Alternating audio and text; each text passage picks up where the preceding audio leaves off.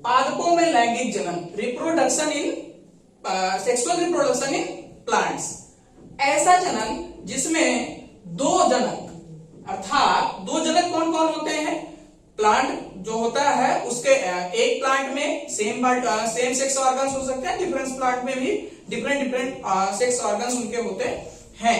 तो ऐसा जनन जिसमें जनक मेल एंड फीमेल, यानी मेल प्लांट और फीमेल प्लांट, अथवा प्लांट का मेल पार्ट और फीमेल पार्ट दोनों मेल और फीमेल की आवश्यकता होती है, और युग्मकों का निर्माण होता है। ध्यान देंगे, युग्मकों का निर्माण होता है। युग्मक कहते हैं जाइगोट को, युग्मकों का निर्माण होता है तो उसे लैंगिक जनन कहते हैं। इसमें युग्मकों के संलयन से युग्मनज का निर्माण होता है, एक बॉडी स्ट्रक्चर बनता है, एक सेल स्ट्रक्चर बनता है, जिसको क्या कहते हैं? युग्मनज कहते हैं, और उसको अंग्रेजी में हम जाइगोट कहते हैं। दूसरा पार्ट इसका आता है, पादपों में लैंगिक जनन पुष्प द्वारा होता है। हमने पिछले वीडियो में अपने पढ़ा है कि जो वेजिटेटिव रिप्रोडक्शन होता है वो प्लांट्स के वेजिटेटिव पार्ट्स द्वारा होता है, और यहाँ पर हम देखते हैं कि जो लैंगिक जनन होता है वह जो प्लांट्स होते हैं उनकी केवल एक ही पार्ट से होता है, और वह पार्ट क्या होता है? फ्लावर। केवल उनके फ्लावर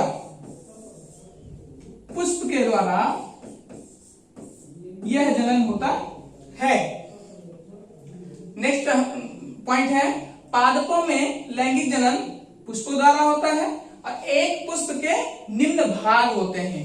जो भी एक पुष्प हम देखते हैं, बहुत सारे प्लांट्स हमारे पास पड़ोस में, घरों में, खेतों में देखा है हमने, तो एक पुष्प के निम्न भाग होते हैं। पहला क्या होता है इसमें? सहायक भाग।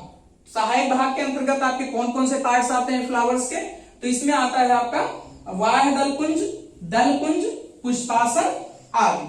और दूसरा होता है हमारा main part of the flower. अब main part of the flowers क्या होते हैं? आपका पुंकेसर तथा स्त्रीकेसर। पुंकेसर क्या होता है? ये पौधे का नर जननांग होता है, नर जननांग